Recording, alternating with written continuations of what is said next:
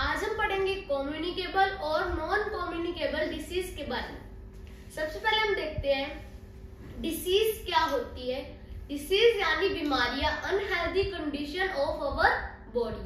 Unhealthy यानी अस्वस्थ है, कंडीशन अपने शरीर की अनहेल्दी कंडीशन को हम कहते हैं डिसीज। इसको दो कैटेगरीज में बांटा गया है, कम्युनिकेबल और नॉन कम्युनिकेबल डिसीज। अब हम देखते हैं कम्युनिकेबल डिसीज क्या होती हैं। Communicable disease are the disease that spread from one person to another.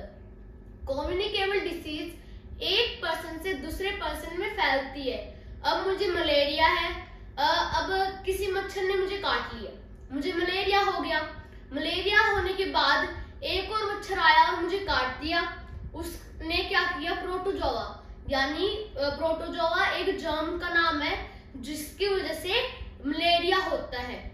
उसको सोख लिया और दूसरे को जाकर काट दिया, यानी वो मेरे अंदर से दूसरे पर्सन में गई, तो वो मेरे अंदर से दूसरे पर्सन में गई तो वो क्या हुई, एक कम्युनिकेबल डिसीज, वो फैल गई, मेरे अंदर से दूसरे पर्सन में गई। अब जैसे अभी एक बीमारी हुई थी आई फ्लू, उसमें क्या होता था, अगर हम आपस में देखते थे तो दूसरों को भी आई फ्लू हो जाता था, अपनी आंख लाल हो जाती थी। तो ये एक पर्सन से दूसरे पर्सन में फैलती है, तो इसे भी हम कहेंगे कम्युनिकेबल डिसीज।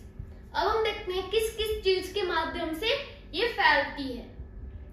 तो सबसे पहले हम देखते हैं किस किस चीज के माध्यम से फैलती है। Through air, through contaminated food and water, through insect bite. इन तीनों चीजों के माध्यम से ये एक दूसरे में फैलती है। अब सबसे पहले हम देखते हैं थ्रू फूड एंड वाटर के माध्यम से कैसे फैलती है।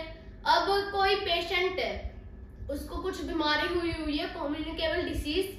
अब उसने कुछ खा लिया या फिर उसने कुछ पी लिया और आपने भी उसको झूठा खा लिया या फिर कुछ पी लिया, तो उससे क्या होगा, उसके अंदर के जो जर्म्स है, उसने उसको पिया तो उसके अंदर के जो जर्म्स थे ना, वो उस गिलास के अंदर चले गए जिसमें से आपने पानी पिया, या फिर उस प्लेट के अंदर चले गए, उस खाने के अंदर चले गए जो उसने खाया था, और वो ही आपने खा लिया। तो जो जर्म्स है ना, वो आपके अंदर चले गए, आपके अंदर जाने के बाद आपको भी वही बीमारी हो गई। तो आप ये चीज ध्यान रखें कि किसी भी बीमार आदमी का झूठा ना खाए ना ही पिए। और इस झूठे खाने को यानी जर्म्स से भरे हुए खाने को हम क्या कहते हैं, contaminated food and water. Next है थ्रू एयर। एक आधी बीमारियां ऐसी होती है जिसके जो जर्म्स है ना, वो बहुत ज्यादा स्ट्रॉन्ग होते हैं। अब आई फ्लू था, आई फ्लू बस देखने से ही हो जाता था, क्योंकि उसके अंदर की जो बैक्टीरिया है या फिर जो भी जर्म्स है ना, वो बहुत स्ट्रॉन्ग है, बस देखने से ही ऐसे ट्रैवल कर जाते हैं हवा में। अब फिर वो जो जर्म्स है ना, वो अपनी बॉडी पे चिपकते हैं, उनसे क्या होता है, वो अपने ब्लड के अंदर चले जाते हैं। तो ऐसे आई फ्लू फैला था इसी वजह से। तो नेक्स्ट है थ्रू इंसेक्ट बाइट, यानी किसी इंसेक्ट के काटने से। अब एक मच्छर है, आपको काट लिया, आपको मलेरिया हो गया। मलेरिया होने के बाद उसने, जो मच्छर ने काटा ना, उसने अंदर प्रोटोजोआ छोड़ा। प्रोटोजोआ क्या होता है, एक बैक्टीरिया का नाम है, ये क्या करता है, मलेरिया फैलाता है। तो आपके अंदर काट दिया, धीरे धीरे आपको मलेरिया होना शुरू हो गया। ये जो प्रोटोजोआ है ना, ये खून के जो सेल्स होते हैं छोटे छोटे, उनको मारना शुरू कर देता है और ये पूरी बॉडी के अंदर फैल जाता है। फिर एक और मच्छर आया और उसने आपको फिर से काट लिया, तो क्या हुआ, उसने थोड़ा सा प्रोटोजोआ सोख लिया। फिर वो किसी और को जाके काटेगा, उसको भी वही बीमारी हो जाएगी, उसके अंदर भी प्रोटोजोआ फैल जाएगा। अब किसी कुत्ते ने आपको काट लिया, उसके अंदर का जो सलाइवा होता है यानी थूक होता है, वो आपकी बॉडी के अंदर चले जाता है, तो उससे भी आपको बीमारी हो सकती है। ऐसे कम्युनिकेबल डिसीज फैलती है। अब हम पढ़ते हैं नॉन कम्युनिकेबल डिसीज के बारे में।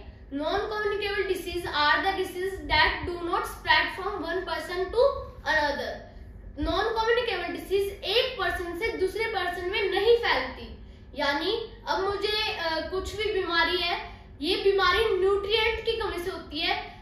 न्यूट्रिएंट्स यानी कोई भी न्यूट्रिएंट हो गए, vitamin, mineral, protein, fat and carbohydrate. अब प्रोटीन है, प्रोटीन की वजह से हम पिगमिस बन जाते हैं, यानी बौने हो जाते हैं, हमारी हाइट कम हो जाती है। ये भी एक तरह की बीमारी ही है, ये फैलती नहीं। ठीक है, थैंक्स फॉर वॉचिंग।